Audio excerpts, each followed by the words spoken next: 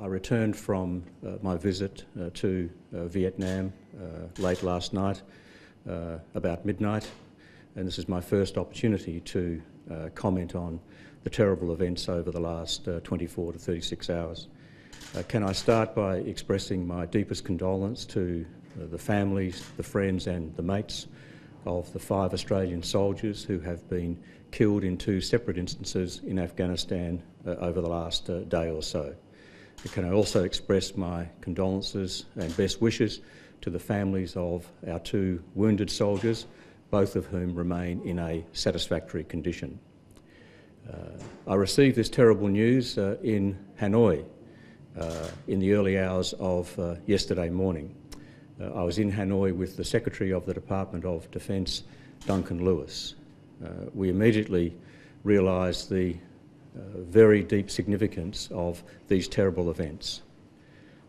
Multiple fatalities arising from 2 separate instances, and our largest day in the field in combat or in war since Vietnam, and the fact that we were in Hanoi itself added to that moment. We immediately spoke to the Secretary. The Secretary and I immediately spoke to the Chief of the Defence Force, General Hurley, who was himself in Indonesia, and we both arranged to return to Australia, and I'll be speaking to General Hurley again later this morning. I'm not in a position to update further details so far as the Australian fatalities are concerned. The Department of Defence is still going through its procedures, and the families continue to ask us to respect their privacy at this time, but at an appropriate stage in the next day or so, further details will be provided. As I've indicated, the 2 wounded soldiers remain in a satisfactory condition. Because we're dealing with 2 separate instances here, let me firstly deal with the so-called Greenonblue incident. They're described as Greenonblue incidences or insider incidents because the colour coding that NATO and ISAF use is green for the Afghan National Army and blue for NATO or ISAF forces. This is the 4th occasion on which Australia has been subject to a so-called Greenonblue incident. You might recall the terrible murdering of Lance Corporal Andrew Jones and as well the terrible incident which saw the death of Captain Duffy, Corporal Burt and Lance Corporal Gavin. We saw a separate 3rd instance where 3 Australian soldiers were wounded, and now we see this terrible incident where 3 Australian soldiers are killed and 2 wounded. That brings a total of 7 Australian fatalities as a result of so-called Greenonblue incidents or insider incidents, and some 12 woundings or casualties. There is nothing more terrible in conflict or in war than death, and there's nothing more terrible than when that occurs as a result of the actions of a person who comes from the country or the army whom you are trying to assist.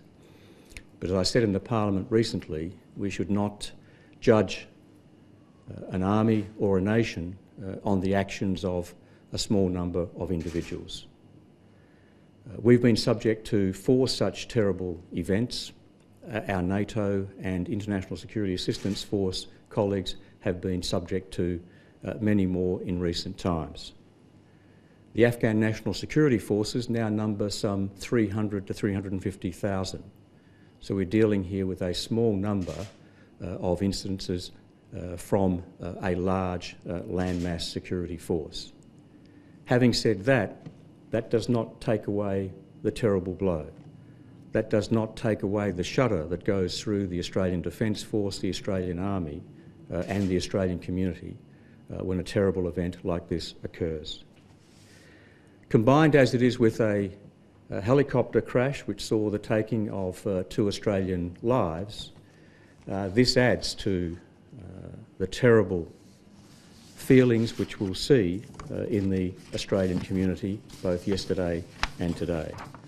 And I say that because helicopter fatalities involving special forces evokes deep pain for our special forces colleagues and for the Australian Defence Force generally, as a result of earlier incidences in the past. So there could not be a worse combination of events. A helicopter crash involving fatalities for our special forces and an insider event, a Greenonblue event.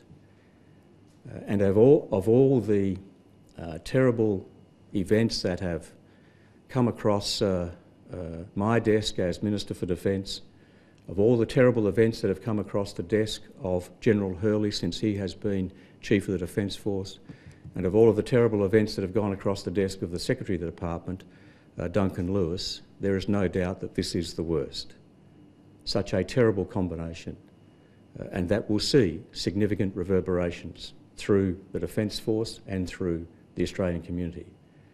And I know as a result of the conversations I've had, not just with the Chief and the Secretary, but also with the Vice Chief, who has been acting in General Hurley's stead, and other members of the Department and the Defence Force, that there has been no greater shock, no greater pain that the Force has felt for many a long year.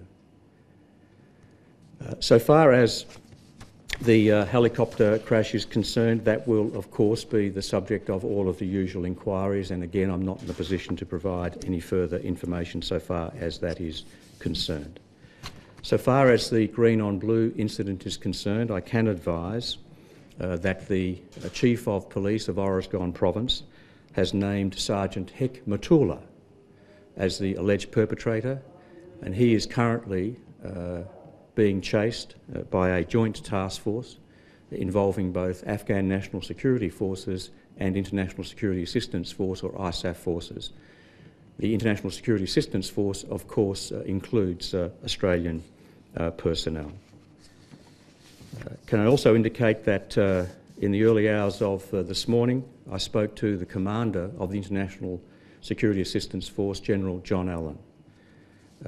General Allen, with whom Australia has a very close working relationship, firstly wanted to express his condolences, and I relay those to the Australian people.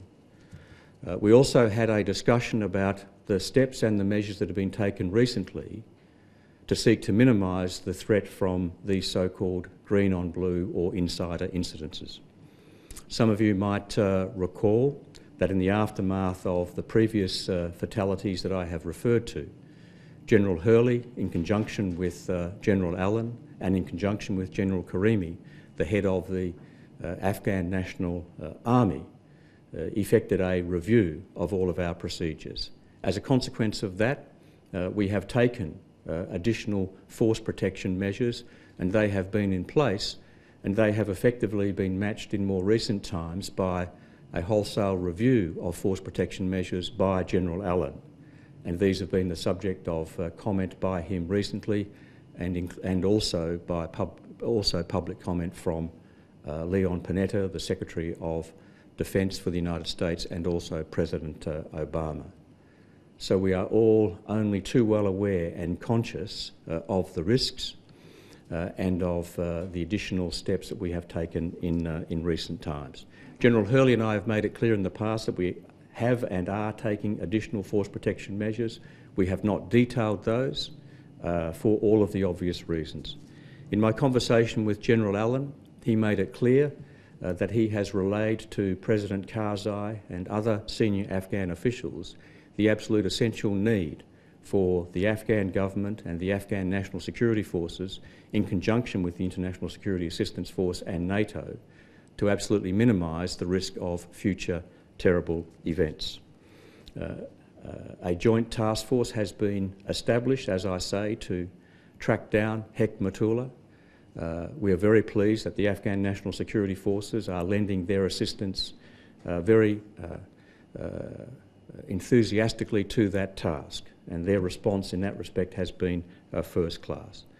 It's also the case that an investigative team from the Afghan National Security Force will arrive in Tarankot this morning, Friday morning Afghan time, to start the Afghan National Security Force investigation of this incident.